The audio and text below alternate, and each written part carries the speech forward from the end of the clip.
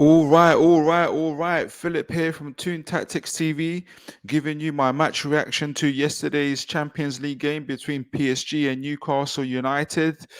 And what a game it was. Obviously, because of the great controversy over the penalty um, and everything that's involved in it, and everything that's happened after, and the media coverage, and obviously fans' reaction. There hasn't been too much analysis of the game itself. So I'm going to bring some of that, and obviously the penalty is obviously part of that analysis as well. But I'm going to bring some of that. Some of you obviously know that usually, actually, when I give my match reactions, it's done over a YouTube Shorts video, which obviously runs around 60 seconds typically. But because there's just so much around this game, I chose this time to give, I hope, maximum 5 minutes to this reaction and to just give you my thoughts.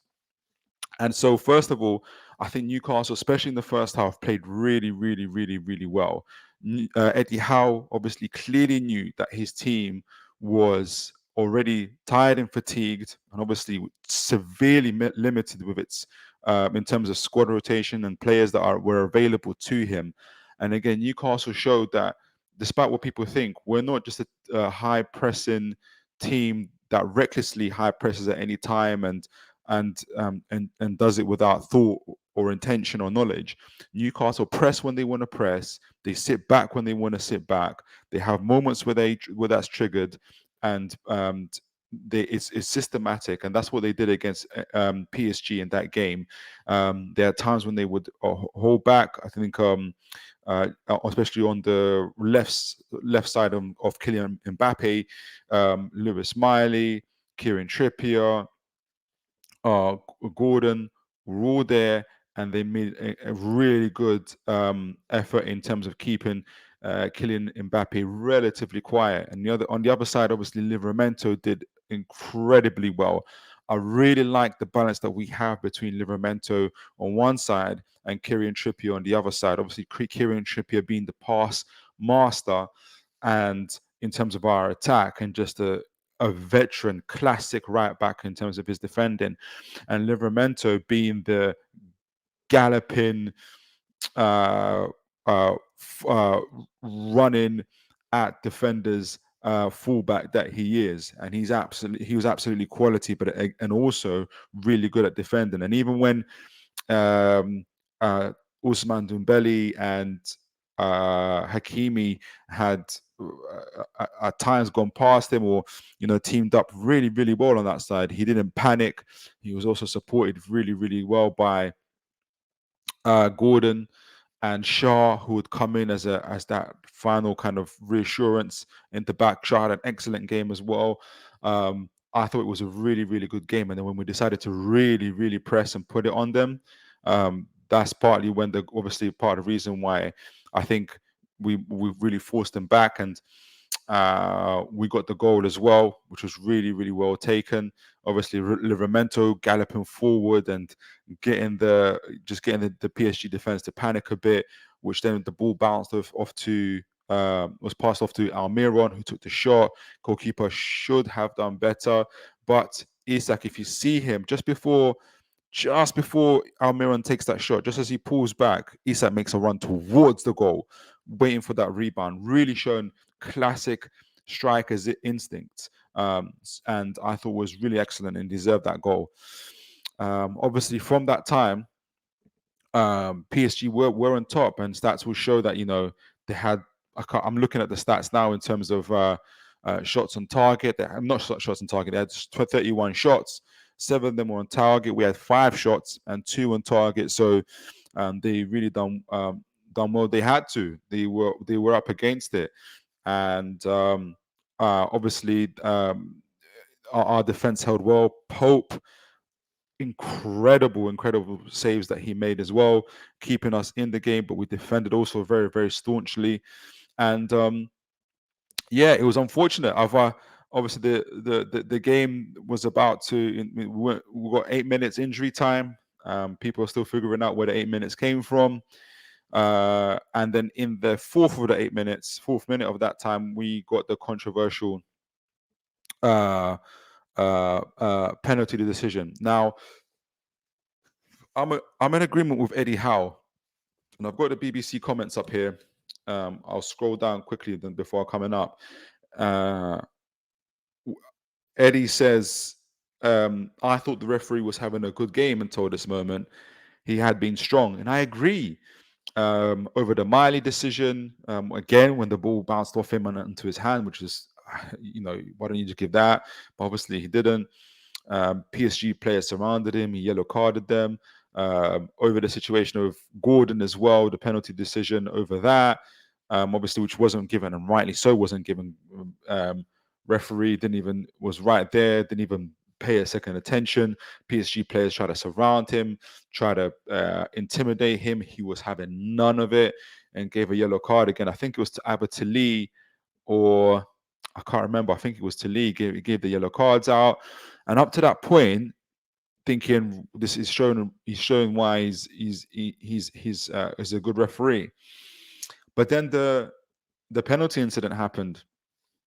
Ousmane Dembele comes in from the right, and just leading up to that point, and the context is that Newcastle were absolutely tired and exhausted, and even leading up to that time, were obviously on the back foot and were giving the ball away a lot, and it was physical tiredness, it's mental tiredness, and it's all good for their overall experience. They will remember all of this. They will remember all this. Eddie Howe will feel aggrieved, and justifiably so. We all do as Newcastle fans, and justifiably so.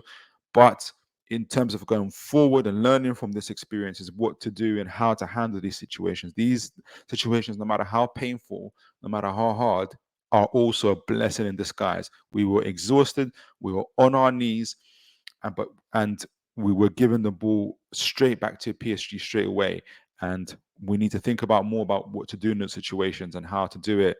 And I think even Isak in his interview, although again was aggrieved by the penalty decision, did say he felt that we defended, we sat back a little bit too quickly in the game itself, which is an interesting comment. So I think he wanted, but maybe as a striker, he wanted to have a little bit more of a run up at the PSG defense, and he actually did until what looked like a possible Skriniar handball, which prevented Isak from going in on goal. That would have been interesting as well.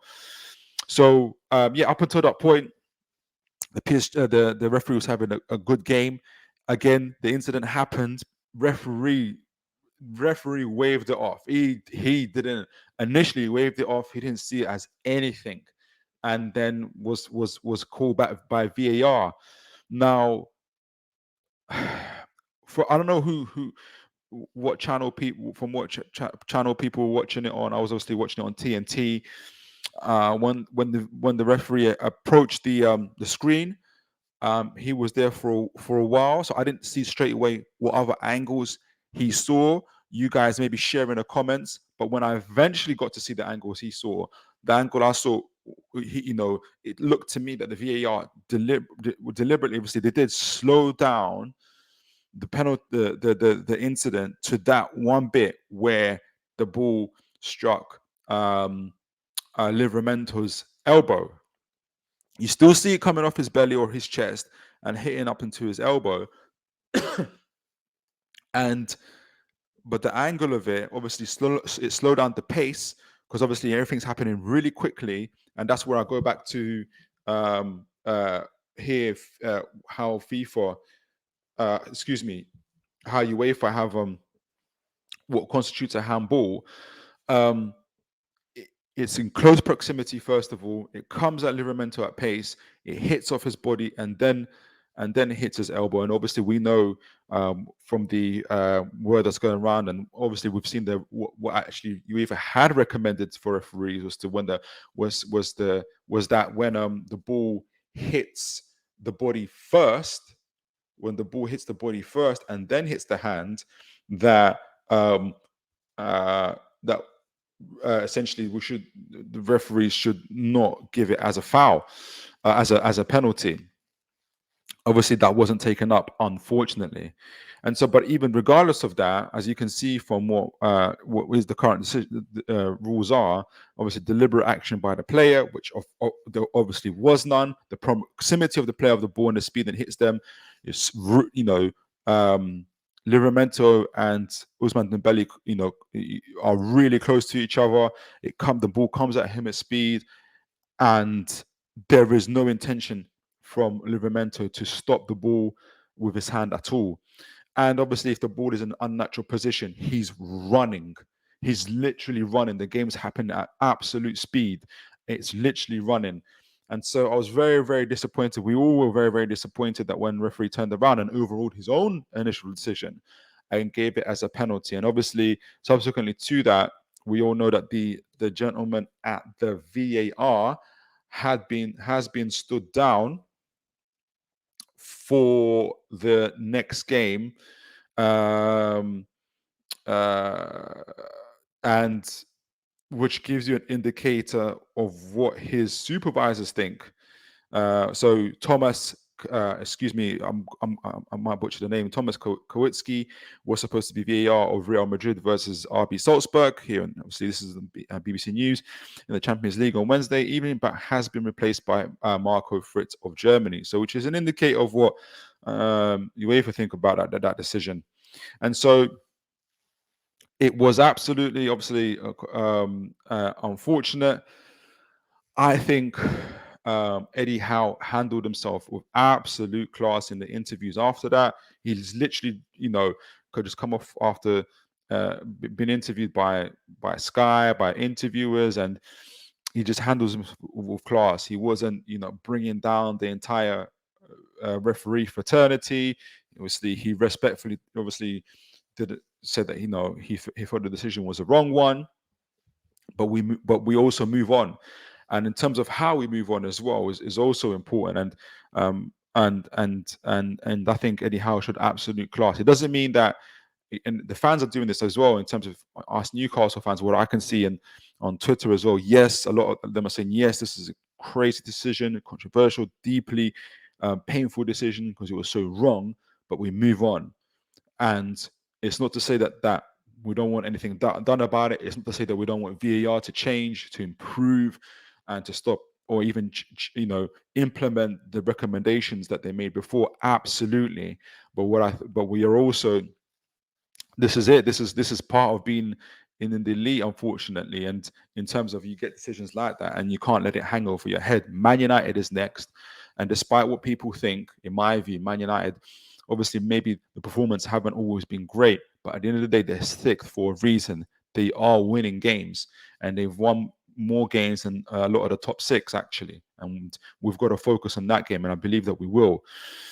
But I'm not going to do the pre-match preview just now for that now. I will also say, just before wrapping up, I was meant to do it for 5 minutes. It's 15 minutes now. I will also say, yes, and what I would like to see from our owners as well is to give out a statement. And in terms of going forward, and this is part of I think the strategy, the tactics should be going into the Milan game, is to put out a statement to say, look, UEFA have made this recommendation before, which is that when the ball strikes the body first and then hits an arm, then that to not be given as a penalty. So why was this not taken up?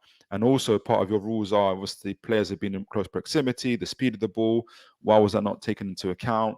How does is there a belief? And we also don't believe that it's to be in a that the arm to be in a natural position. Just not bringing down the entire referee fraternity, because that just causes the UEFA to circle the wagons. But just put it out there. Just put it out there. And then when we go into that Milan game, the eyes are on the referees, the eyes are on the VAR. And I hopefully that adds a little bit of hopefully some tactical advantage going forward. And I think, and for all the Newcastle fans, we all know what's going to happen at St. James's Park. My hope is that we approach this game like we did against Arsenal this year, and in terms of having a controlled fury, a controlled aggression in that game. That's what won us. Because if you remember last year when Arsenal came to St James's Park, we were so hyped, we were so emotionally charged for that game that we were gallivanting forward. We were just really pushing up high, and that's what exposed us and caused us to lose that game 2-0. I think if we treat this game as we did this year at home to Arsenal, where we just showed absolute control, discipline, aggression, physicality, I believe that we can take this Milan team apart and that we can win. And then whatever happens with Dortmund and PSG happens with Dortmund and PSG. We cannot control that. It's unfortunate, but it's true. And I believe, obviously, Dortmund have every motivation to finish top. No one wants to finish second because you could be playing one of the top seeded teams. And I also think Dortmund plays so similar to Newcastle. I'm surprised they didn't win their first game against PSG. Um, and this is going to be at Dortmund. And so I'm quite hopeful for it. So let's do ourselves proud. You never know what happens. And um, I'm just so proud of the team. I know all the Newcastle fan bases they said that when we first came into the Champions League, after 20 years, that we're going to disgrace the tournament. We're not, and all these other things, our style of play, this and that. And we've now shown, and we've got put in a group of death, and we've shown that we can hang. We can more than hang with the big boys, and that we are big boys, and we've got to accept that, and we've got to move like that. We've got to move like we've got to now go from a good club and begin to start acting and behaving as we are, as we already are, I believe, as an elite club. And this is part of the journey. This is all part of it, and it's exciting, and it's painful, and it's enjoyable, and it's anxiety, it's relief, and it's joy, and it's everything else that comes with being part of this journey. And myself and many other Newcastle fans are absolutely loving it. All right, I said 5 minutes. I've gone over it. For those that have been able to hang with me, thank you. And I hope you enjoyed this video. Please like and subscribe. Share your thoughts. Let me know what you think. And enjoy the rest of your day, guys. Take care and God bless.